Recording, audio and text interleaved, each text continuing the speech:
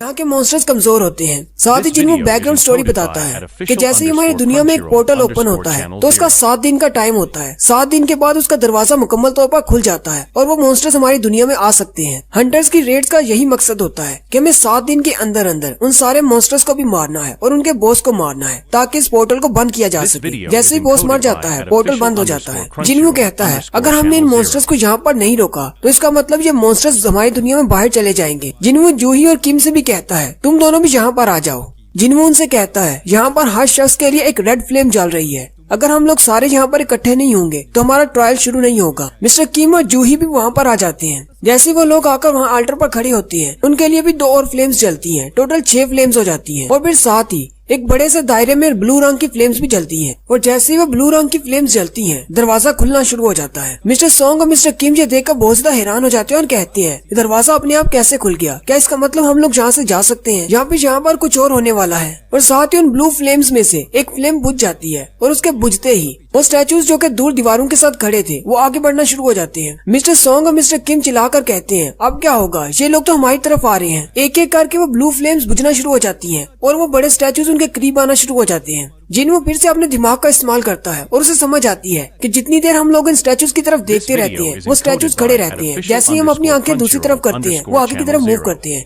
जिन्हों जूही से कहता है जल्दी से अपनी आंखें खोलो, तुम आंखें बंद करती हो तो वो आगे बढ़ते हैं। मिस्टर किम उसे कहते हैं क्या तुम ऐसा कहना चाहते हो कि बचपन में जो हम गेम खेला करते थे कि जैसे ही हम अपनी आंखें बंद करेंगे तो प्लेयर आगे बढ़ जाएगा? इसका मतलब हमें अपनी आंखें बंद नहीं करनी, हमें सिर्फ इन स्टैचूज की तरफ देखते रहना है। वो स्टैचूज जैसे ही उनके करीब बढ़ रहे होते हैं उनमें से एक हंटर लड़की चिल्लाते हुए वहाँ से भागना शुरू कर देती है और दरवाजे की तरफ जाती है। जैसे वो लड़की ऑल्टर को छोड़ती है उसके नाम की फ्लेम बुझ जाती है, लेकिन वो लड़की भागती हुई दरवाजे से बाहर चली जाती है। मिस्टर किम बहुत ज्यादा हैरान हो जाते हैं और कहते हैं इससे तो कुछ भी नहीं हुआ, ये तो यहाँ से बाहर चली गई। मिस्टर सॉन्ग भी कहते हैं ये कैसे हो गया, वो तो दरवाजे से जिंदा बाहर चली गई, एक बंदे के कम होने से सिर्फ दरवाजा थोड़ा सा बंद हुआ है। जिन्हों सोचते हुए कहता है आखिर इस सब का क्या मतलब हो सकता है? जैसे ही हम 6 लोग इस ऑल्टर पर खड़े हुए, 6 के लिए एक एक रेड फ्लेम जली, एक ब्लू फ्लेम्स थी, लेकिन ब्लू फ्लेम्स अपने आप ही खत्म होना शुरू हो गई। जैसे ही घंटा दरवाजे से बाहर चली गई उसके नाम की रेड फ्लेम खत्म हो गई, जिसकी वजह से दरवाजा थोड़ा सा बंद हो गया। क्या ये दरवाजे का खुलना एक ट्रैप हो सकता है? सबसे पहले हमने लॉर्ड की पूजा की, उसके बाद हमने उसकी प्रेस की, अब हमें अपनी वफादारी साबित करनी है। क्या हमें यहीं पर खड़े रहना चाहिए? क्या इसी तरह इसकी वफादारी साबित होगी? अगर हम गेट से बाहर गए तो शायद हम लोग बाहर जाकर मर जाएं।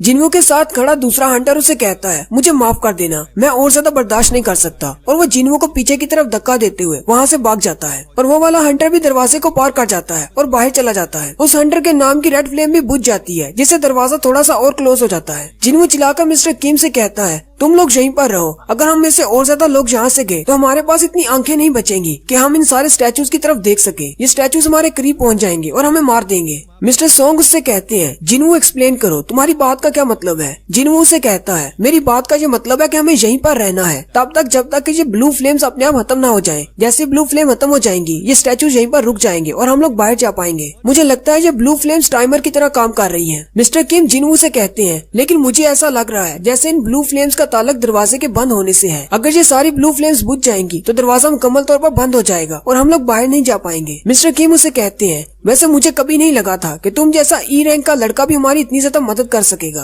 तुम्हारा बहुत बहुत शुक्रिया, तुमने अभी तक मेरी जान बचा कर रखी। मैंने हमेशा तुम्हारा मजाक उड़ाया है, तुम्हें कमजोर समझा है और मैं अपने इस बिहेवियर पर बहुत ज्यादा शर्मिंदा हूँ। यहाँ पर बहुत सारे लोग आए जिनमें से बहुत सारे मर चुके हैं और जितने भी जिंदा हैं वो सारे तुम्हारी वजह से हैं। और साथ ही मिस्टर किम रोना शुरू कर देते हैं और उसे कहते हैं मेरी भी एक फैमिली है, मैं यहाँ पर मरना नहीं चाहता, मुझे जिंदा रहना है, मुझे माफ कर देना। मुझे नहीं लगता कि मैं यहाँ पर ज्यादा देर के लिए रुक सकता हूँ, मुझे वापस जाना है अपनी फैमिली के पास। और मिस्टर किम भी ऑल्टर को छोड़कर भागते हुए दरवाजे से बाहर चले जाते हैं और कहते हैं मुझे माफ कर देना। जिन्हों बहुत ज्यादा उदास हो जाता है और रोते हुए कहता है तुम्हें माफ कर दूं, मुझे तो तुम्हारी बात पर हंसी आ रही है। तुम्हारे यहाँ से भाग जाने का मतलब ये है कि हम तीनों में से कोई भी यहाँ पर जिंदा नहीं बचेगा। जिन्हों अपने सर पर हाथ रखकर उदास होकर वहीं पर बैठ जाता है और यहीं पर हमारी एपिसोड 3 का एंड होता है। एक्सप्लेनेशन अच्छी लगी हो तो कमेंट करके जरूर बताएं। चैनल को सब्सक्राइब कर दें, वीडियो को लाइक और शेयर कर दें। शुक्रिया। हेलो गाइस, कैसे हैं आप सब लोग? मैं हूं आपका दोस्त अरसलान और आप देख रहे हैं मेरा channel Peck Flicks. Solo leveling की एपिसोड 4 के साथ हाजिर हूं। अभी तक जिसने मेरे चैनल को सब्सक्राइब नहीं किया, चैनल को सब्सक्राइब कर दे, वीडियो को लाइक और शेयर कर दे। शुक्रिया। मिस्टर किम के वहाँ से भाग जाने के बाद सिर्फ 3 लोग पीछे ऑल्टर पर बचते हैं, जिनमें एक जूही, मिस्टर सॉन्ग और हमारा हीरो जिन्वू है। मिस्टर सॉन्ग दरवाजे की तरफ देखते हैं और कहते हैं मिस्टर किम के भागने के बाद दरवाजा और भी ज्यादा क्लोज हो गया है। मिस्टर सोंग उनसे कहते हैं वैसे तो बहुत देर हो चुकी है, लेकिन मुझे समझ आ गई है यहाँ पर क्या चल रहा है। वो जिनवू से कहते हैं जूही को अपने साथ लो और यहाँ से चले जाओ। जब तक इस अल्टर पर एक भी इंसान मौजूद रहेगा तब तक ये दरवाजा मुकम्मल तौर पर बंद नहीं होगा। तुम और जूही की जिंदगी अभी बहुत बड़ी है, तुम अभी जवान हो, जल्दी से यहाँ से चले जाओ। मिस्टर सोंग जूही से कहते हैं जिनवू की मदद करो और दोनों यहाँ से निकल जाओ। लेकिन जूही डर के मारे जमीन पर बैठी होती है और उसकी टांगे बिल्कुल भी काम नहीं कर रही होती, क्योंकि थोड़ी देर पहले उसने अपनी सारी पावर इस्तेमाल कर दी थी जिनवू को हील करने में। जूही मिस्टर सोंग से कहती है लेकिन मेरी टांगे काम नहीं कर रही, मैं चल नहीं पाऊंगी। जूही वहीं पर बैठकर रोना शुरू कर देती है। मिस्टर सोंग जूही से कहते हैं मुझे लगता है शायद तुमने अपने माना की पावर बहुत ज्यादा इस्तेमाल कर दी, इसी वजह से अब तुम्हारी टांगे काम नहीं कर रही। जिनवू मिस्टर सोंग से कहता है आप जूही को अपने साथ लें और यहाँ से चले जाएं। वैसे भी मेरी एक टांग नहीं है, मैं चल नहीं पाऊंगा। आप जूही को उठा लें और यहाँ से बाहर चले जाएं, मैं यहीं पर रुकता हूँ। जूही चिल्लाकर जिनवू से कहती है नहीं, तुम्हारी बजाय मैं यहाँ पर रुकती हूँ। जिनवू जूही से कहता है मैंने तुमसे वादा किया था कि यहाँ से बाहर जाकर तुम्हें खाना खिलाऊंगा। साथ ही जिनवू अपना मैजिकल कोर उसे देते हुए कहता है तुम जाकर खाना खा लेना, मैं बाद में आकर तुम्हें ज्वाइन करूंगा। अगर मैं जिंदा वापस आ गया तो मैं तुमसे अपना मैजिकल कोर वापस ले लूंगा और खाना भी खाऊंगा। जूही रोना शुरू कर देती है। मिस्टर सोंग उसकी गर्दन में मारते हैं जिससे वो बेहोश हो जाती है और कहते हैं बच्चों वाली बातों का वक्त नहीं, और साथ ही जूही को अपने कंधे पर उठा लेते हैं। जिनवू मिस्टर सोंग से कहता है जूही का ख्याल रखना मेरे लिए। मिस्टर सोंग से कहते हैं हाँ मैं जरूर रखूंगा। फिर जिनवू वहीं पर उदास होकर बैठ जाता है, जबकि मिस्टर सोंग जूही को उठाकर वहाँ से चले जाते हैं। मिस्टर सोंग जूही को लेकर जैसे ही दरवाजे से बाहर निकलते हैं, जिनवू कहता है चलो शुक्र है बाकी सब तो यहाँ से चले गए, सिर्फ मैं ही हूँ जो यहाँ पर मरने वाला हूँ। अगर मुझे पता होता कि इसी डंजन के अंदर मैं मरने वाला हूँ तो मुझे इंश्योरेंस करवा लेनी चाहिए थी। अब मेरी माँ और मेरी बहन का क्या होगा। वहीं अल्टर पर एक तलवार गिरी होती है। जिनवू उस तलवार को उठा लेता है और कहता है अब जबकि मैं मरने वाला हूँ तो मेरी कोशिश यही होगी कि मैं मरने से पहले एक मॉन्स्टर को तो अपने साथ लेकर ही जाऊँ। वो सारे स्टैचू मॉन्स्टर्स उसके बहुत ज्यादा करीब पहुँच जाते हैं। जिनवू का ब्लड बहने की वजह से वो बेहोश होने की कगार पर होता है और उसकी आंखें बंद हो रही होती हैं, जिसकी वजह से वो स्टैचू और भी ज्यादा करीब हो जाते हैं। जिनवू अपनी तलवार उनके सामने करता है और कहता है अटैक करो मुझ पर, मैं तुम में से एक को तो जरूर मारूंगा। लेकिन साथ ही वो स्टैचू अपने भाले से उस पर अटैक करता है और जिनवू के बाजू में अपना भाला दंसाते हुए उसे ऊपर उठा लेता है और उसे आल्टर के पत्थर पर फेंक देता है। जिनवू बेचारा खून में लिपटा आल्टर के पत्थर पर लेटा होता है और यही कह रहा होता है मैं मरना नहीं चाहता, काश मेरे पास एक मौका होता, काश मुझे एक और चांस मिल जाए। मेरे पास भी मेरी फैमिली है, मुझे भी उनकी केयर करनी है, मैं भी यहाँ पर मरना नहीं चाहता। हालांकि ये फैसला मेरा था कि मैं यहाँ पर रुकता हूँ, लेकिन मैं मरना नहीं चाहता। वो बड़ा सा स्टैचू फिर से उस पर अटैक करने वाला होता है। जिनवू कहता है काश मेरे पास एक और चांस होता, मुझे बस एक और चांस मिल जाए, मैं यहाँ पर नहीं मरना चाहता। जैसे ही वो बड़ा स्टैचू उस पर अटैक करने वाला होता है, वो सारी की सारी ब्लू फ्लेम्स बुझ जाती हैं और उन ब्लू फ्लेम्स के बुझने के साथ ही वो सारे स्टैचूज वहीं पर रुक जाते हैं और एक अलार्म बजने के साथ ही जिनवू के सामने एक विंडो ओपन होती है। तुमने इस सीक्रेट मिशन की सारी रिक्वायरमेंट्स को पूरा कर लिया है। जिनवू कहता है आखिर ये सीक्रेट मिशन क्या है और मैंने कौन सी रिक्वायरमेंट्स को पूरा कर लिया है। और साथ ही फिर से आवाज आना शुरू होती है जो कि उस विंडो पर लिखा होता है, वही उसको आवाज आ रही होती है। जिनवू कहता है अब इसका क्या मतलब है। वहीं पर एक और विंडो ओपन होती है जिस पर लिखा होता है तुमने रिक्वायरमेंट्स पूरी कर ली, अब तुम एक प्लेयर बन सकती हो। क्या तुम एक प्लेयर बनना चाहोगे। तुम्हारे पास ज्यादा वक्त नहीं बचा, अगर तुम एक्सेप्ट नहीं करते तो 0.02 सेकंड्स के अंदर ही तुम मर जाओगे, और अगर तुम एक्सेप्ट करते हो तो तुम एक प्लेयर बन जाओगे। जिनवू कहता है अगर मैं एक्सेप्ट करता हूँ तो मुझे मरना नहीं पड़ेगा। मुझे लगता है शायद यही वो सेकंड चांस है जिसका मुझे इंतजार था। मुझे मरना नहीं है, मुझे एक्सेप्ट है, मैं प्लेयर बनना चाहूंगा। जिनवू जल्दी से एक्सेप्ट कर लेता है। उस विंडो पर लिखा जाता है वेलकम प्लेयर, और साथ ही जिनवू की बॉडी में से रोशनी निकलती है और वो सारे स्टैचू खत्म हो जाते हैं। नेक्स्ट सीन में जैसे ही जिनवू की आंख खुलती है, जिनवू एक हॉस्पिटल के बिस्तर पर बैठा होता है। जिनवू अपने आसपास देखता है और कहता है क्या मैं कोई सपना देख रहा था। उसी वक्त दरवाजा खुलता है और हंटर एसोसिएशन गिल्ड से 2 इंस्पेक्टर आते हैं। जिनवू उन दोनों से पूछता है तुम लोग कौन हो। वो लोग उसे कहते हैं हमें माफ कर देना, हम तुम्हें डराना नहीं चाहते थे, लेकिन हम काफी देर से तुम्हारा इंतजार कर रहे हैं कि कब तुम्हें होश आएगी। हम लोग कोरियन हंटर गिल्ड्स के इंस्पेक्टर हैं। जिनवू उनसे कहता है लेकिन इंस्पेक्टर्स मुझसे मिलने के लिए क्यों आए हैं। वो इंस्पेक्टर्स जिनवू को बताते हैं कि तुम पिछले 3 दिन से बेहोश थे। जिनवू उनसे पूछता है जूही और मिस्टर सोंग का क्या हुआ, क्या वो दोनों ठीक हैं। वो इंस्पेक्टर्स उसे कहते हैं हाँ वो बिल्कुल ठीक है, लेकिन मिस्टर सोंग का क्योंकि बाजू कट गया था, इसकी वजह से अब वो मुझे नहीं लगता कि वो हंटर का काम कर पाएंगे, शायद वो रिटायर हो जाएं। और जूही अभी भी हॉस्पिटल में है क्योंकि उसने बहुत ज्यादा माना इस्तेमाल कर लिया था और वो ट्रॉमा से बाहर नहीं निकली। मुझे नहीं लगता कि वो दोनों दोबारा हंटर्स एसोसिएशन को ज्वाइन करना चाहेंगे। साथ ही वो इंस्पेक्टर मिस्टर किम के बारे में बताने लगते हैं। जिनवू उनसे कहता है नहीं उनके बारे में रहने दो, मुझे उनके बारे में नहीं जानना। इंस्पेक्टर जिनवू से कहता है उस डंजन में, जो कि डबल एयर डंजन थी, वहाँ पर से जितने भी लोग जिंदा बाहर निकले उनकी टोटल तादाद 6 है। हालांकि हम सब लोग जानते हैं कि डंजन्स के अंदर मॉन्स्टर्स से बहुत ज्यादा खतरा होता है और बहुत सारे हंटर्स मरते भी हैं, लेकिन इस तरह इकट्ठे बहुत सारे हंटर्स का एक साथ मरना बहुत ही अनोखी बात है। जब हमारे इंस्पेक्टर्स और व्हाइट टाइगर गिल्ड के लोग वहाँ पर पहुँचे तब तुम अल्टर के पत्थर पर अकेले लेटे हुए थे। तुम्हारे अलावा वहाँ पर कोई भी नहीं था, कोई स्टैचू भी नहीं। वो कमरा तुम्हारे अलावा बिल्कुल खाली था, वहाँ पर कोई भी नहीं था। जिनवू उनसे कहता है लेकिन ऐसा कैसे हो सकता है? इंस्पेक्टर्स उसे कहते हैं हाँ हमें भी यकीन नहीं हो रहा, क्योंकि बाकियों के बयान के मुताबिक वहाँ पर स्टैचूज थे और उतनी सारी लाशें भी थी। सारे बचने वालों ने जो बयान दिया था वो सबका एक जैसा था, इसलिए हमें इस बात पर यकीन करना पड़ेगा। और तुम्हारे बारे में हमारा ये ख्याल है कि तुम्हें डबल अवेकनिंग मिली है। जिनवू उनसे कहता है डबल अवेकनिंग का क्या मतलब है? इंस्पेक्टर जिनवू से कहते हैं उसके स्टैट्स मिलते हैं जब वो एक हंटर बनता है, साथ ही उसका पावर लेवल बढ़ जाता है। लेकिन बाज़ दफा हमने ऐसा भी देखा है कि एक हंटर की दोबारा अवेकनिंग होती है जिससे उसकी पावर पहले से बहुत ज्यादा बढ़ जाती है। हमारे पास ऐसे बहुत सारे केसेस की मिसालें हैं, जैसे सी रैंक के हंटर्स डायरेक्टली ए रैंक पे चले गए, या फिर ए रैंक वाले डबल अवेकनिंग के बाद डायरेक्टली एस रैंक पे चले गए। साथ ही वो इंस्पेक्टर अपने पास मैजिक पावर डिटेक्टर लेकर आए होते हैं जिस पर एक माना क्रिस्टल लगा होता है। वो जिनवू से कहते हैं तुम्हें बस इसके ऊपर अपना हाथ रखना है और हमें पता चल जाएगा तुम्हारे अंदर कितनी पावर है। अगर वहाँ पर वाकई में इतने ज्यादा खतरनाक मॉन्स्टर्स थे तो तुम्हारे जैसे नॉर्मल पावर वाले हंटर्स उनको हैंडल नहीं कर सकते थे। उनको हैंडल करने के लिए या तो ए रैंक के हंटर्स की जरूरत थी या फिर एस रैंक के हंटर्स की। इसलिए हम तुम्हारी पावर लेवल को जांचना चाहते हैं। हमें लगता है कि तुम्हारी डबल अवेकनिंग हुई है, तुम पहले से बहुत ज्यादा पावरफुल हो गए हो, जिसकी वजह से तुमने उन सारे स्टैचू मॉन्स्टर्स को मार दिया। जिनवू उस क्रिस्टल पे ऊपर हाथ रखता है। वो इंस्पेक्टर अपने हाथ में उस मीटर को पकड़ लेता है और कहता है देखते हैं इसके पास कितनी पावर है। लेकिन वो रीडिंग देखकर बहुत ज्यादा हैरान हो जाता है और कहता है तुम तो वाकई में एक कचरा हो। हालांकि ई रैंक के हंटर्स के अंदर भी नॉर्मल पावर लेवल 70 होता है और तुम्हारा पावर लेवल तो सिर्फ 10 है। जिनवू इंस्पेक्टर से कहता है क्या हुआ, मुझे भी तो बताएं कितनी पावर है मुझ में। इंस्पेक्टर उसे कहते हैं हमें माफ कर दो, हमें शायद गलतफहमी हो गई थी, हमें लगा शायद तुम्हें कोई डबल अवेकनिंग हुई है। साथ ही वो उसे कुछ बताए बिना वहाँ से बाहर चले जाते हैं। उन दोनों के वहाँ से जाने के बाद जिनवू कहता है इन लोगों को तो पता था कि मैं वीकेस्ट हूँ, फिर आखिर ये लोग मेरा टेस्ट करने के लिए आए ही क्यों? वहीं पर बैठे बैठे जिनवू के सामने एक और विंडो ओपन होती है जिसमें एक मैसेज के बारे में बताया जा रहा होता है कि आपके पास एक अनरीड मैसेज है। जिनवू कहता है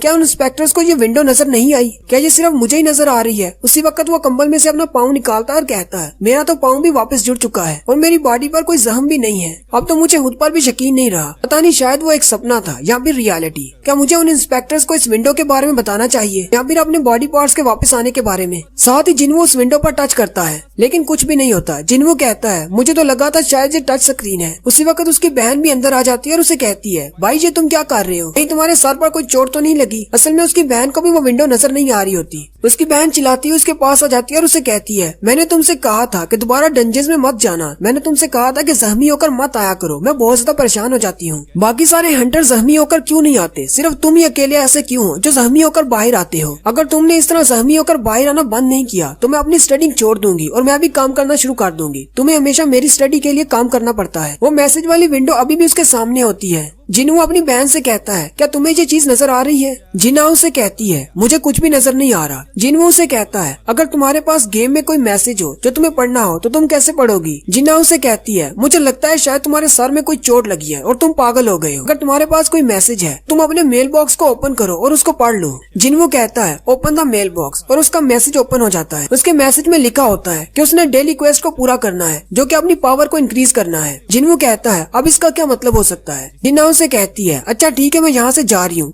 बाहर उसकी दोस्त खड़ी होती है, वो उसे कहती है चलो यहाँ से चलें और वो दोनों हॉस्पिटल से चली जाती हैं। जिनवू के पास और भी बहुत सारी विंडोज ओपन होती हैं जिनमें लिखा होता है कि एक प्लेयर के पास ये विंडोज ओपन होती हैं। ये गाइड के तौर पर हंटर को ग्रो करने में मदद करेंगी, इससे हंटर पावरफुल बन सकता है। साथ ही एक वार्निंग होती है अगर प्लेयर वो सब कुछ नहीं करता जो कि उसे विंडो में बताया जाता है, यानी डेली उसे जो भी मिशन दिया जाता है अगर वो पूरा नहीं करता तो उसे पेनल्टी दी जाएगी, यानी उसे सजा मिलेगी। जिनवू कहता है मुझे तो इसकी जरा भी समझ नहीं आ रही, आखिर यहाँ पर हो क्या रहा है? साथ ही उसे याद आता है कि डंजन के अंदर जब वो बेहोश होने वाला था तब उसके सामने ऐसी एक विंडो ओपन हुई थी, तब उसने एक्सेप्ट किया था कि वो एक प्लेयर बनने वाला है। उसे फिर से एक मैसेज आता है जिसमें जिसमें लिखा होता है कि तुम्हें अपनी डेली क्वेस्ट को पूरा करना है। तो उसका डेली का पहला मिशन ये होता है कि उसे स्ट्रॉन्ग बनना है, जबकि उसके मिशन की डायरेक्शन भी उसे दी जाती है, जिसमें उसे पुशअप्स करनी होती है, चिन अप्स, पुशअप्स, स्क्वाट्स और 10 किलोमीटर की दौड़ भी लगानी होती है। और नीचे एक घड़ी होती है जहाँ पर टाइमर चल रहा होता है। जिन्हों मुझे देखकर हंसना शुरू कर देता है और कहता है, मुझे लगता है शायद मेरे साथ कोई मजाक हो रहा है। मैं तो पहले से ही हॉस्पिटल में एक पेशेंट की तरह हूँ, मैं ये सब कुछ कैसे कर सकता हूँ। वो वहीं पर बिस्तर पर लेट जाता है और कहता है, मैं थोड़ी देर के लिए सो जाता हूँ, फिर उठकर देखता हूँ क्या करना है। लेकिन उसके मिशन का टाइम चल रहा होता है। जैसे ही उसके मिशन की टाइम लिमिट खत्म हो जाती है, उसकी घड़ी का रंग सुर्ख हो जाता है, अलार्म बजना शुरू हो जाता है और कहा जाता है कि तुमने अपने मिशन को पूरा नहीं किया, इसलिए अब तुम्हें पनिशमेंट मिलेगी।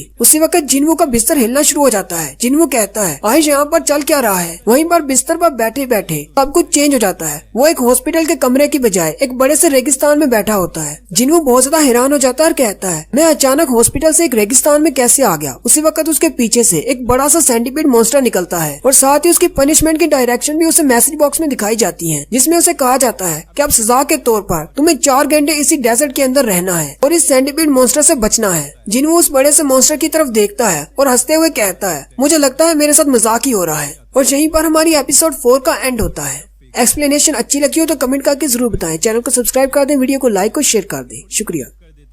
हेलो गाइस, कैसे हैं आप सब लोग। लेवल अप की एपिसोड 5 के साथ हाजिर हूँ। अभी तक जिसने मेरे चैनल को सब्सक्राइब नहीं किया, चैनल को सब्सक्राइब कर दें, वीडियो को लाइक और शेयर कर दें। शुक्रिया। लास्ट एपिसोड के एंड पे हमने देखा था जिन्वू को स्ट्रॉन्ग बनाने के लिए उसे एक डेली क्वेस्ट दी जाती है, लेकिन जिन्वू उसे नहीं करता, जिसकी वजह से उसे पेनाल्टी के तौर पर एक रेगिस्तान में भेज दिया जाता है, जहाँ पर उसे 4 घंटे एक बड़े से सेंटीपीड मॉन्स्टर से खुद को बचा कर रखना है। और वो भागता है और भागता है और खुद को उससे बचाता है और आखिरकार उसकी 4 घंटे का टाइम लिमिट पूरा हो जाता है, जिससे उसकी पेनाल्टी खत्म हो जाती है और वो वापस अपने हॉस्पिटल में आ जाता है। और साथ ही उसकी विंडो पर लिख दिया जाता है कि तुमने पेनाल्टी क्वेस्ट पूरी कर ली है। इस क्वेस्ट को पूरा करने के लिए तुम्हारा रिवार्ड आ चुका है, क्या तुम अपने चाहोगे। जिन्वू उस मॉन्स्टर के सामने भाग भाग कर बहुत ज्यादा थक चुका होता है। वो वहीं पर लेट जाता है। उसी वक्त नर्स अंदर आती है और कहती है, इसको क्या हो गया। वो हॉस्पिटल के फर्श पर बहुत सारी रेत देखकर बहुत ज्यादा हैरान हो जाती है और जिन्वू भी फर्श पर पड़ा होता है। वो जल्दी से हेल्प के लिए कहती है कि कोई जल्दी से आओ और हमारी मदद करो। उसके बाद नेक्स्ट सीन कुछ दिन के बाद का होता है। 2 नर्सेस खड़ी आपस में बातें कर रही होती है। एक उसे कहती है, क्या तुम्हें उस पेशेंट के बारे में पता है जिसका नाम जिन्वू है, मैंने सुना है कि वो एक हंटर है। दूसरी नर्स उसे कहती है, हाँ मैंने सुना है, मैं उसे रोजाना देखती हूँ। हालांकि उसकी हालत खराब थी, इसी वजह से उसे हॉस्पिटल लाया गया था, लेकिन फिर भी वो रोजाना सुबह उठकर रनिंग करता है। मैंने डॉक्टर को इसके बारे में बताया था। डॉक्टर ने कहा कि हंटर्स नॉर्मल इंसान के मुकाबले में जल्दी रिजनरेट करते हैं, इसलिए वो जैसा कर रहा है उसे करने दो, उसको एक्सरसाइज करने दो। दूसरी नर्स उसे कहती है, खिड़की से बाहर देखो, वो अभी भी रनिंग कर रहा है।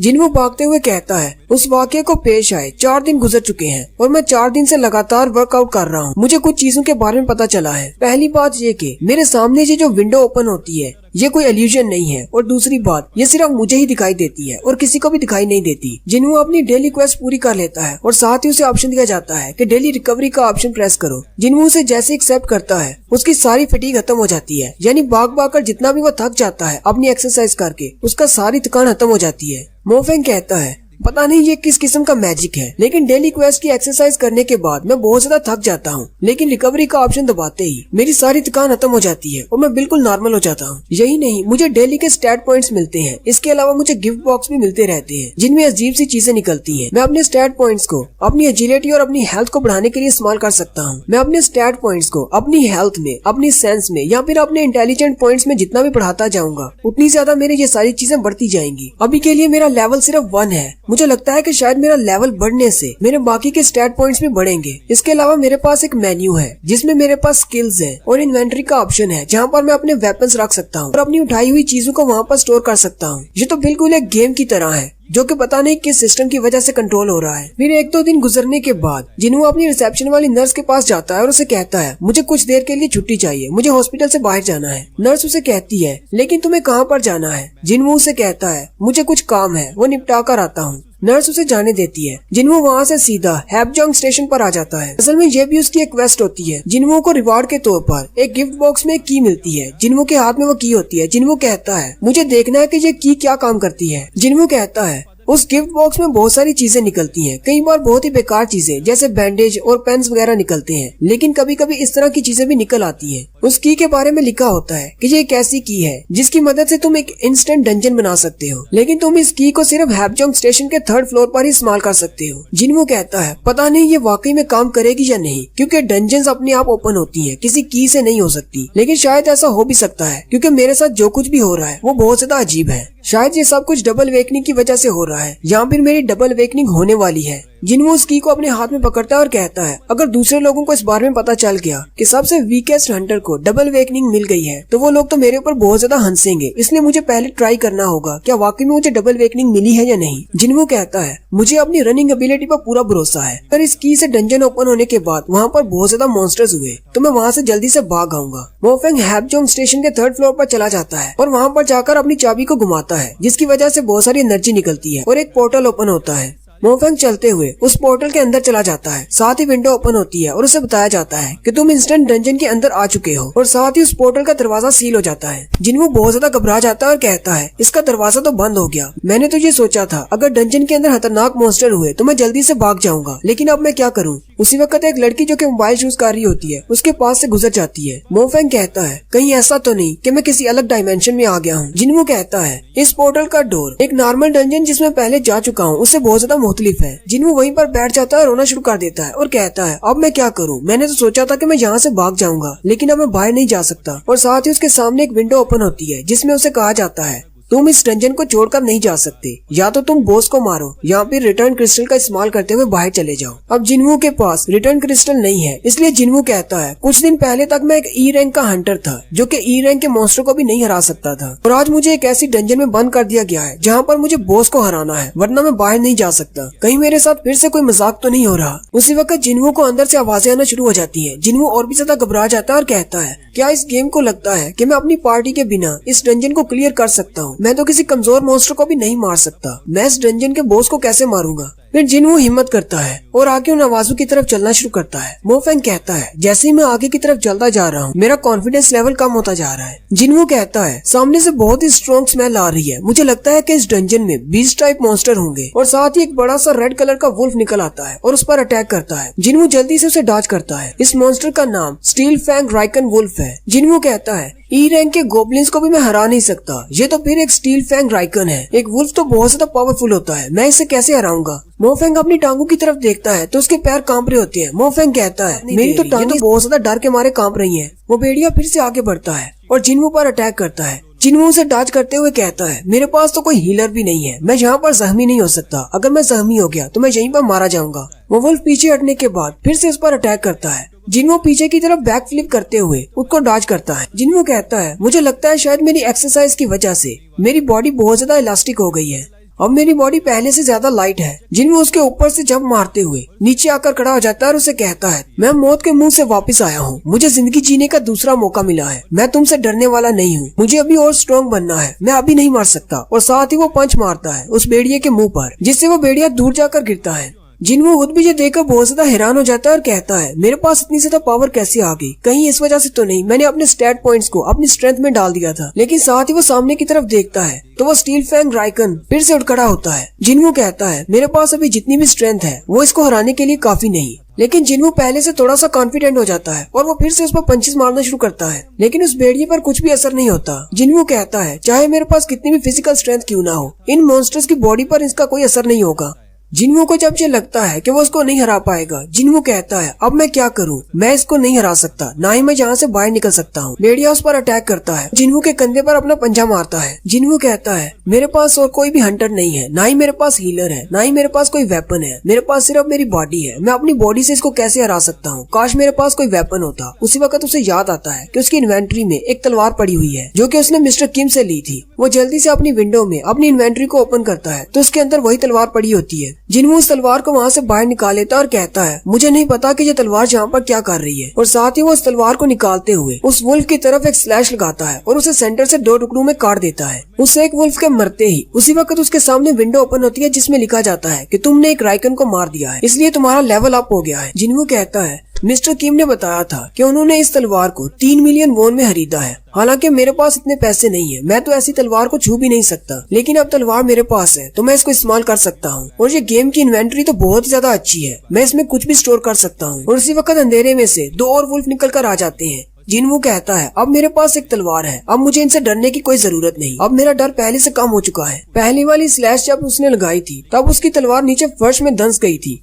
जिनवू जल्दी से उस तलवार को निकालने की कोशिश करता है लेकिन वो उसको निकाल नहीं पा रहा होता। वो दोनों राइकन वुल्फ आगे बढ़ते हैं और उस पर अटैक करते हैं। जिनवू अपना पूरा जोर लगाता है और उस तलवार को निकालने की कोशिश करता है और आखिरकार वो उस तलवार को निकाल लेता है। तलवार को निकालते ही वो उसको पीछे की तरफ घुमाता है। दोनों में से एक वुल्फ मर जाता है जबकि दूसरा वुल्फ उसकी तलवार को अपने दांतों में पकड़ लेता है। जिनवू कहता है इसको ऐसे ही तो स्टील फैंग नहीं कहते, इसके दांत तो वाकई में स्टील के बने हुए हैं। जिनवू कहता है लेकिन मैं अपनी तलवार को नहीं खो सकता और साथ ही वो उसके पेट में घुटना मारता है और अपनी तलवार को आजाद करवाते हुए उसे सेंटर से काट देता है और दूसरा राइकन भी मर जाता है। और उसी वक्त वहाँ पर एक और वुल्फ आ जाता है। जिनवू उसकी तरफ देखता है और कहता है उस डंजन में जहाँ पर मैं मरते मरते बचा था, उन मॉन्स्टर्स के सामने तुम जैसे वुल्फ तो कुछ भी नहीं हो। जिनवू उस वुल्फ को घूर कर देखता है, वो वुल्फ पीछे अंधेरे में गायब हो जाता है। उसी वक्त जिनवू के स्टैट वाली विंडो ओपन होती है जिसमें उसके स्टैट्स दिखाए जाते हैं। जिनवू का लेवल 2 हो जाता है। साथ ही उसे 2 स्पेशल स्किल्स भी मिलती हैं जिसमें एक स्प्रिंट है यानी वो अपनी स्पीड को बढ़ा सकता है और दूसरा मस्कुलैरिटी अपने मसल्स को बढ़ा सकता है। जिनवू अपनी स्टैट विंडो की तरफ देखता है और कहता है जैसे ही मैं लेवल अप होता हूँ तो मेरे सारे स्टैट्स 1 पॉइंट के साथ आगे बढ़ जाते हैं, लेकिन डेली क्वेस्ट को पूरा करने पर मुझे सिर्फ 3 स्टैट पॉइंट्स मिलते हैं। तो इसका मतलब डंजन में आकर मॉन्स्टर्स को मारना और लेवल अप होना ये मेरे लिए ज्यादा फायदेमंद है। जिनवू कहता है अपनी एबिलिटीज पर पॉइंट बढ़ाने से पता नहीं मुझे कितना फायदा होता है। इन सारी में मुझे सिर्फ स्ट्रेंथ की समझ आती है। मैंने इसको 20 पॉइंट्स पर रखा है, लेकिन मुझे इसका महसूस हो रहा है कि मैं काफी ज्यादा स्ट्रॉन्ग हो चुका हूँ। लेकिन मुझे इस बात की समझ आ चुकी है कि जैसे मेरा लेवल अप होगा मेरे स्टैट्स बढ़ेंगे और मेरी पावर भी ज्यादा बढ़ेगी। जिनवू कहता है तो इसका मतलब दुनिया का सबसे वीकेस्ट हंटर यानी कि मैं भी स्ट्रॉन्गर बन सकता हूँ। जिनवू अपने ही मारे हुए वुल्फ की बॉडी के पास जाकर खड़ा हो जाता है और कहता है मैंने इसको मार दिया, लेकिन इसके अंदर से कोई मैजिकल कोर क्यों नहीं निकली? क्या ये बाकी डंजन्स के मुकाबले में कोई अलग डंजन है या फिर ये वाले मॉन्स्टर्स अपने पीछे कोर नहीं छोड़कर जाते? वहीं पर जिनवू को एक राइकन फैंग मिलता है जो कि स्टील फैंग होता है। जिनवू कहता है ये वाले मॉन्स्टर स्पेशल मैजिकल कोर तो नहीं छोड़कर जा रहे, लेकिन इस तरह की आइटम्स छोड़कर जा रहे हैं। और मेरे पास विंडो में एक स्टोर भी है जहाँ पर मैं इन चीजों को रख सकता हूँ या फिर बेच भी सकता हूँ। वहाँ पर खरीदने और बेचने का ऑप्शन होता है। जिनवू खरीदने के ऑप्शन को क्लिक करता है लेकिन कुछ भी नहीं होता क्योंकि उसका लेवल लो होता है, इसलिए उसे कहा जाता है तुम्हारा लेवल अभी लो है इसलिए तुम कुछ भी खरीद नहीं सकते। अगर तुम चाहो तो अपनी चीजों को बेच सकते हो। फिर वो बेचने के ऑप्शन पर क्लिक करता है तो उसे वुल्फ के दांत के बदले में 20 गोल्ड दिए जाते हैं। जिनवू कहता है पता नहीं 20 गोल्ड कितने होते हैं, मुझे इस करेंसी का नहीं पता। मुझे लगता है शायद ये डंजन ई रैंक के बराबर होगी। जिनवू कहता है अब मुझे क्या करना चाहिए? मैं इस डंजन को छोड़ नहीं सकता जब तक मैं बॉस को नहीं मारता। लेकिन अगर मैं बॉस से फाइट करने के लिए यहाँ पर रुकता भी हूँ तो मेरे पास इतना राशन नहीं है, मैं यहाँ पर भूख से मर जाऊंगा। और अगर बॉस ई रैंक का भी हुआ फिर भी वो मुझसे ज्यादा स्ट्रॉन्ग है, मैं उसको हरा नहीं पाऊंगा। ना ही मुझे पता है कि रिटर्न क्रिस्टल कहाँ से मिलता है, मैं वापस कैसे जा सकता हूँ। उसी वक्त वो सामने की तरफ देखता है, वो पहले वाला वुल्फ जो कि चला गया था वो अपने साथ और भी बहुत सारे वुल्फ्स को लेकर आता है। वहाँ पर बहुत सारे वुल्फ्स इकट्ठे हो जाते हैं और यहीं पर हमारी एपिसोड 5 का एंड होता है। हेलो गाइस, कैसे हैं आप सब लोग? लेवल अप की एपिसोड 6 के साथ हाजिर हूँ। अभी तक जिसने मेरे चैनल को सब्सक्राइब नहीं किया चैनल को सब्सक्राइब कर दें, वीडियो को लाइक और शेयर कर दें, शुक्रिया।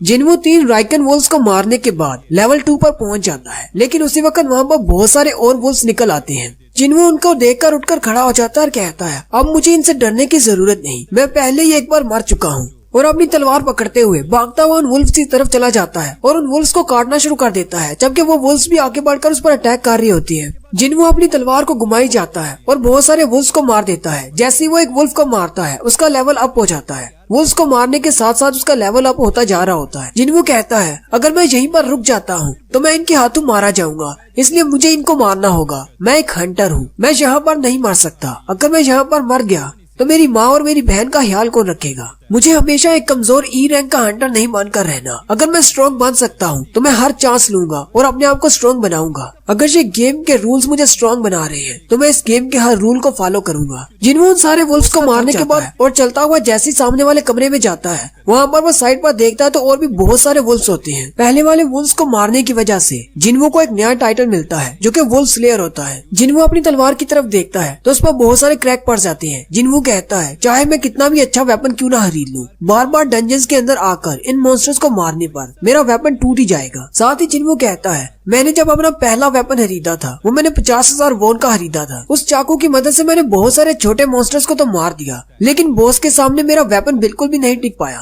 और सिर्फ एक ही स्ट्रोक में वो टूट गया। उस दिन मुझे 3 मैजिकल क्रिस्टल मिले थे, लेकिन उन्हें बेचकर मेरे उस चाकू की कीमत भी पूरी नहीं हुई, इसलिए मैंने दोबारा कभी वेपन नहीं खरीदा। और साथ ही दिखाते हैं जिन्वो उन सारे के सारे वुल्फ्स को मार देता है जो कि बाद में आए थे।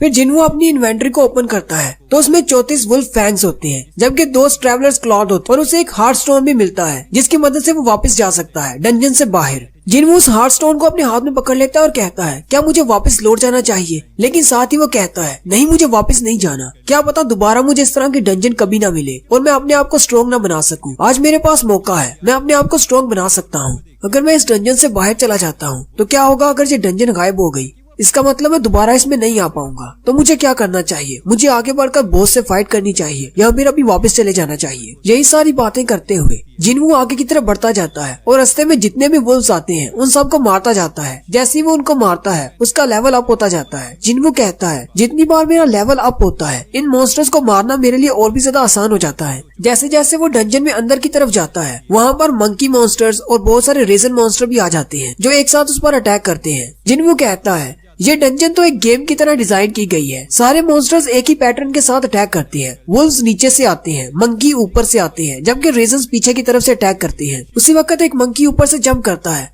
जिन्वो अपनी तलवार को ऊपर की तरफ करते हुए उस मंकी मॉन्स्टर को मार देता है, जबकि एक बड़ा सा रेजन कैट उसकी तरफ पीछे से आता है और वो अपनी तलवार को पीछे की तरफ घुमाते हुए उस कैट मॉन्स्टर को भी मार देता है। लेकिन साथ ही एक वुल्फ मॉन्स्टर भी उस पर अटैक करता है, लेकिन जिन्वो उसको भी मार देता है। जिन्वो उस वुल्फ के ऊपर लिखे हुए इसके नाम की तरफ देखता है और कहता है इनके ऊपर जो इनका नाम लिखा होता है उसका कलर इनकी स्ट्रेंथ के मुताबिक चेंज होता है। व्हाइट कलर का मतलब है वीक, ऑरेंज का मतलब है पावरफुल, जबकि रेड का मतलब है बहुत ज्यादा पावरफुल। जिन्वो कहता है पहले जिन राइकन वुल्फ्स को मैंने हराया था वो सारे ऑरेंज कलर के थे, यानी बहुत ज्यादा स्ट्रॉन्ग थे, लेकिन अब ये व्हाइट कलर वाला आ गया है। इसे हराना तो मेरे लिए बहुत ज्यादा इजी है, लेकिन मुझे नहीं पता कि मैं अपनी स्ट्रेंथ के साथ नीचे जो मॉन्स्टर है, जो बॉस है इस डंजन का, मैं उसको हरा पाऊंगा या नहीं। जिन्वो अभी सीढ़ियों के ऊपर ही खड़ा होता है और कहता है मुझे गूज बम्स मिल रहे हैं, जैसे नीचे वाला मॉन्स्टर बहुत ज्यादा पावरफुल है, या फिर इस वजह से कि मेरी सेंसिटिविटी बहुत ज्यादा बढ़ चुकी है। साथ ही वो अपनी स्टैट्स की विंडो को ओपन करता है और कहता है मेरा लेवल 15 पे अटक गया है, अब ये इससे ज्यादा नहीं बढ़ रहा, मुझे लगता है शायद मुझे बॉस से फाइट करनी है। साथ ही वो अपनी तलवार की तरफ देखता है और कहता है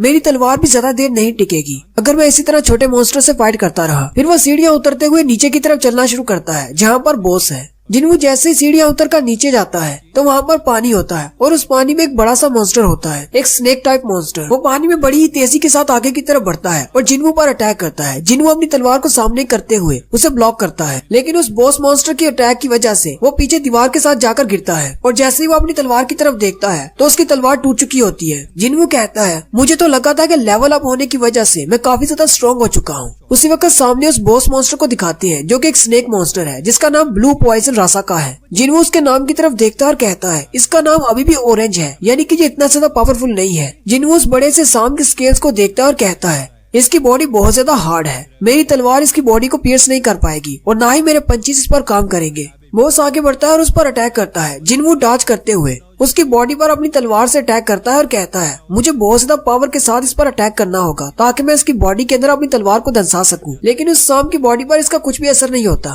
वो बड़ा सांप फिर से उसके पास से गुजरता है। जिन्वो फिर से अपनी तलवार उसकी बॉडी पर मारता है, लेकिन क्योंकि उस सांप के स्केल्स बहुत ज्यादा हार्ड है इसलिए जिन्वो की तलवार का उसकी बॉडी पर कोई भी असर नहीं होता। जिन्वो कहता है अगर इसकी बॉडी ने मुझे डायरेक्टली हिट किया तो मैं तो मर जाऊंगा। सांप की बॉडी क्योंकि बहुत ज्यादा लंबी है वो कभी इस तरफ से घूमता हुआ उसके पास से गुजरता है, कभी दूसरी तरफ से, जिसकी वजह से जिन्वो की बॉडी के साथ लगता है, जिससे जिन्वो बहुत ज्यादा जख्मी हो जाता है। जिन्वो जमीन पर गिर जाता है और रोते हुए कहता है मुझे लगा था कि मैं बहुत ज्यादा स्ट्रॉन्ग हो चुका हूँ, लेकिन मैं अभी बहुत ज्यादा कमजोर हूँ। लेकिन साथ ही वो फिर से अपनी टूटी हुई तलवार को उठा लेता है और कहता है आखिर मुझे कितना ज्यादा स्ट्रॉन्ग बनना होगा ताकि मैं अपने माजी से निकल सकूं, जिसमें मुझे लोग वीकेस्ट हंटर कहते थे। आहिस्ता आहिस्ता सभी ने मुझे वीकेस्ट हंटर कहना शुरू कर दिया क्योंकि मैं वाकई में बहुत ज्यादा वीक था और मैं भी ये बात अच्छी तरह से जानता हूँ कि मैं कितना ज्यादा वीक हूँ। लेकिन उस दिन डंजन के दौरान जहाँ पर हमारा सामना स्टैचू मॉन्स्टर्स के साथ हुआ था वहाँ पर मैंने सभी के साथ अच्छा पेश आने की कोशिश की ताकि बाकी के हंटर्स जो कि स्ट्रॉन्ग हैं वो मेरी मदद कर सके। लेकिन वक्त आने पर वो सारे मुझे छोड़कर चले गए और आखिर में मुझे धोखा मिला। चाहे मैंने उन सब की जान बचाई थी, उन्होंने मेरा शुक्रिया अदा किया,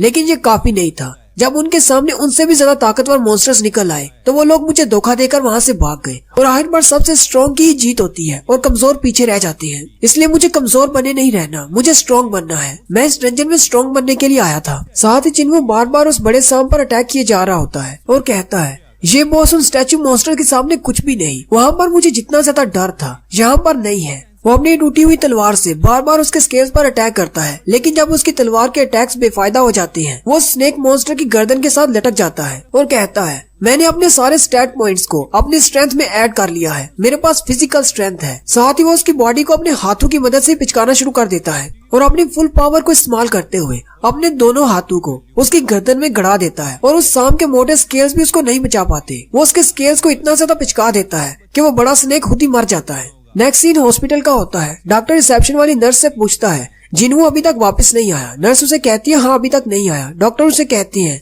लेकिन वो सुबह के टाइम गया था और इस वक्त शाम हो चुकी है, वो अभी तक वापस क्यों नहीं आया। नर्स डॉक्टर से कहती है, लेकिन वो तो ठीक हो चुका है, हम तो उसे कल डिस्चार्ज करने वाले हैं। डॉक्टर उसे कहता है, हंटर्स के बारे में कुछ भी नहीं कहा जा सकता, इसीलिए हमें उन्हें हॉस्पिटल के अंदर ही रखना होगा। मैंने सुना है कि हाई क्लास के हंटर्स को बहुत ज्यादा पैसे मिलते हैं, लेकिन लो क्लास के हंटर्स को ज्यादा पैसे नहीं मिलते और वो अपनी जान को ऐसे ही जोखिम में डालते रहते हैं। पता नहीं आखिर वो इतना डेंजरस काम करते ही क्यों है। मुझे तो ये सोच कर ही डर लगता है। बास दफा हमारे पास कुछ ऐसे हंटर्स भी आते हैं जिनकी बॉडीज पूरी तरह से खराब हो चुकी होती है और वो बहुत ज्यादा जख्मी होते हैं। पता नहीं डंजन्स के अंदर वो किस तरह का काम करते हैं, क्योंकि आम लोग कभी डंजन्स के अंदर नहीं गए। क्योंकि हमारे हॉस्पिटल में जितने भी हंटर्स आते हैं वो पूरी तरह ब्लड में लिपटे होते हैं। हालांकि रोड एक्सीडेंट वाले पेशेंट्स भी उनकी तरह ज्यादा जख्मी नहीं होते। नर्स डॉक्टर से कहती है, ये तो बहुत ही अमेजिंग है कि इतनी ज्यादा हार्श कंडीशन के दौरान भी वो डंजन्स में से जिंदा वापस आ जाते हैं। डॉक्टर नर्स से कहते हैं, ऐसी बात नहीं है, असल में हंटर्स में से जो सबसे ज्यादा वीक हंटर्स भी होते हैं वो भी आम इंसान से बहुत ज्यादा पावरफुल होते हैं। ऐसा कहना गलत नहीं कि वो खुद भी मॉन्स्टर्स हैं। दूसरी तरफ डंजन के अंदर उस बड़े से सांप को मारने के बाद जिन्वू को बताया जाता है कि उसने 3 बार लेवल अप किया है। जिन्वू ये देखकर हंसना शुरू कर देता है और उस सांप को मारकर उसके पास ही बैठा होता है और कहता है, मुझे लगता है कि मैं पहले से ज्यादा स्ट्रॉन्ग हो गया हूँ। बड़े सांप को मारने पर उसे इन्वेंट्री में 2 चीजें मिलती है। एक उसे डैगर मिलता है जिसकी स्पेशल पावर ये है कि वो किसी को भी कट करके उसे पैरालाइज कर सकता है, जबकि उसे एक पोशन मिलता है जो कि एक थैली में होता है। उसके अंदर उस सांप का वेनम होता है जिसको पीने से वो अपनी बॉडी को हार्ड कर सकता है। जिन्वू कहता है, मेरे सारे कपड़े फट चुके हैं, मेरी तलवार टूट चुकी है, मेरी पूरी बॉडी जख्मों से कवर है, लेकिन मुझे एक नया डैगर मिल गया है जो कि मिस्टर किंग की उस तलवार से ज्यादा बेहतर है। एक ऐसा डैगर जो कि हड्डी से नहीं बना बल्कि दांत से बना है, वो भी एक सांप के, और इसके अटैक स्टैट्स तो बहुत ही अच्छे हैं। मैं इससे किसी को भी पैरालाइज कर सकता हूँ या फिर ब्लीड इफेक्ट दे सकता हूँ। फिर वो अपनी उस थैली की तरफ देखता है और कहता है, पता नहीं इसका क्या इस्तेमाल है, लेकिन मैं इसे अपनी इन्वेंट्री में स्टोर कर लेता हूँ, कभी इसका इस्तेमाल कर लूंगा। साथ ही उसके पास एक और विंडो ओपन होती है जिसमें बताया जाता है कि तुमने डंजन के बॉस को हरा दिया है, इसलिए ये सारी डंजन खत्म होने वाली है, सब कुछ नॉर्मल हो जाएगा। और वो सब कुछ वहाँ से पिक्सेलेट होकर गायब हो जाता है और जिन्वू हैपजंग स्टेशन पर ही खड़ा होता है। जिन्वू जैसे सीढ़ियां चढ़कर बाहर निकलता है कहता है, पता नहीं टाइम क्या हो गया होगा। उसी वक्त बाहर बारिश भी हो रही होती है। सामने से एक सोल्जर आता है और जिन्वू से कहता है, तुम कौन हो और यहाँ पर कैसे आए, क्या तुमने न्यूज के बारे में नहीं सुना। जिन्वू उसकी तरफ देखता और कहता है, ये तो एक सोल्जर है। वो उससे पूछता है, क्या हुआ यहाँ पर। सोल्जर उसे कहता है, क्या तुमने नहीं सुना। लेकिन साथ ही वो जिन्वू के हाथ में टूटी हुई तलवार देखता है। वो जिन्वू से कहता है, क्या तुम एक हंटर हो। जिन्वू से कहता है, हाँ मैं एक हंटर हूँ। सोल्जर उसे कहता है, सर हंटर प्लीज इस तरफ आइए। बाकी के सारे हंटर्स मॉन्स्टर के साथ इस तरफ फाइट कर रहे हैं। वहीं पर सड़क के इर्द गिर्द बहुत सारे मॉन्स्टर्स मरे पड़े होते हैं। जिन्वू कहता है, मुझे लगता है शायद किसी गेट में से मॉन्स्टर निकले होंगे। सोल्जर जिन्वू से कहता है, छोटे मॉन्स्टर्स को तो मार दिया गया है, लेकिन उनका बॉस मॉन्स्टर जो कि डंजन का बॉस था वो अभी भी बाहर है और कुछ हंटर्स उससे फाइट कर रहे हैं। जिन्वू उस तरफ देखता है और कहता है, मेरी सेंसिबिलिटी बहुत ज्यादा बढ़ गई है, मुझे महसूस हो रहा है ये इस डंजन का बॉस है और वो बहुत ज्यादा पावरफुल है। एक बड़ा सा स्टोन मॉन्स्टर जो कि डंजन का बॉस है वो बाहर होता है और उससे बहुत सारे हंटर्स लड़ रहे होते हैं, जबकि नॉर्मल इंसान भी खड़े वहाँ पर देख रहे होते हैं। सोल्जर्स उससे कह रहे होते हैं, पीछे रहिए, फोटोज लेने की जरूरत नहीं, यहाँ पर बहुत ज्यादा खतरा है। वो सारे लोग जो बातें कर रहे होते हैं, आखिर इन हंटर्स को कितना टाइम लगेगा इस मॉन्स्टर को मारने में, ये कर क्या रहे हैं, इस मॉन्स्टर को अभी तक मारा क्यों नहीं। वहीं पर एक हाई रैंक का हंटर होता है जिसका नाम टैंक होता है। दूसरा हंटर हीलर से कहता है, हीलर जल्दी से यहाँ पर आओ और टैंक को हील करो। हीलर उसे कहता है, हम लोग अपनी पूरी कोशिश कर रहे हैं, तुम लोग क्या कर रहे हो, जल्दी से इसे खत्म क्यों नहीं कर रहे। दूसरे हंटर्स उसे कहते हैं, हमारे पास ज्यादा मैजिशियंस नहीं है, हम इसको ज्यादा देर तक नहीं रोक पाएंगे। जिन्वू भी उन आम लोगों में आकर खड़ा हो जाता है और ये सब कुछ देखने लग जाता है। जिन्वू उन हंटर्स की तरफ देखता और कहता है, इन हंटर्स के तो खुद ही रैंक बहुत ज्यादा लो है, 8 ई रैंक के हैं, जबकि एक ही डी रैंक का हंटर है, जबकि डी रैंक वाला भी टैंक है और वो सिर्फ उसको शील्ड कर सकता है, अटैक नहीं कर सकता। और हीलर्स, इनके पास सिर्फ 2 ही हीलर हैं। जिन्वू की नजर जैसे ही दूसरे हीलर पर पड़ती है तो वहाँ पर मिस जूही होती है। एक लड़की उसे कह रही होती है, तुम यहाँ पर क्या कर रही हो, तुमने कहा था कि तुम एक बी रैंक की हीलर हो, जल्दी से यहाँ पर आओ और हमें हील करो। लेकिन जूही उन स्टैचू मॉन्स्टर्स के हादसे की वजह से अभी भी मेंटली ट्रॉमा में होती है और वो उन सबको हील नहीं कर पा रही होती। और यहीं पर हमारी एपिसोड 6 का एंड होता है। लेवल अप की एपिसोड 7 के साथ हाजिर हूँ। अभी तक जिसने मेरे चैनल को सब्सक्राइब नहीं किया, चैनल को सब्सक्राइब कर दे, वीडियो को लाइक और शेयर कर दे, शुक्रिया। मॉन्स्टर एक डंजन में से बाहर आ जाता है जहाँ पर बहुत सारे हंटर्स उससे निपट रहे होते हैं, जिनमें 8 ई रैंक के हंटर्स होते हैं जबकि एक ही डी रैंक का हंटर होता है और उनके पास 2 हीलर्स होते हैं जिनमें से एक जूही होती है। जिनवो जूही की तरफ देखता है और कहता है पूरा 1 हफ्ता हो चुका है हमें उस डंजन से बाहर निकले, लेकिन मुझे नहीं लगता कि अभी तक उस ड्रामा से बाहर निकली है और ऐसा ही मेरे साथ भी है। लेकिन साथ ही जिनवो अपनी तलवार को ऊपर की तरफ उठाते हुए कहता है नहीं, मेरे साथ ऐसा नहीं है, मुझे स्ट्रॉन्ग बनना है, मुझे अपने उस डर को पीछे छोड़ना होगा। जिनवो अपना स्टैंस लेते हुए कहता है ये वाला बॉस अभी जिस डंजन में जिस बॉस से लड़कर आ रहा हूँ उससे 1 रैंक लोअर है, यानी उससे ज्यादा पावरफुल है। अगर मैं इसे डिस्ट्रॉय नहीं कर सकता तो कम से कम मैं इसके डिफेंसेस को वीक कर सकता हूँ। फिर जिनवो अपनी पूरी पावर को इस्तेमाल करते हुए अपनी टूटी हुई तलवार के टुकड़े को उस बड़े से पत्थर के बॉस मॉन्स्टर की तरफ फेंकता है। जिनवो की तलवार उड़ती हुई इस बॉस मॉन्स्टर की तरफ जा रही होती है। उसी वक्त उस बॉस मॉन्स्टर के साथ फाइट करते हुए हंटर्स का सीन दिखाते हैं। वो हंटर्स कह रहे होते हैं अगर ऐसे ही चलता रहा तो हम सब लोग यहीं पर मारे जाएंगे। अगर कोई हाई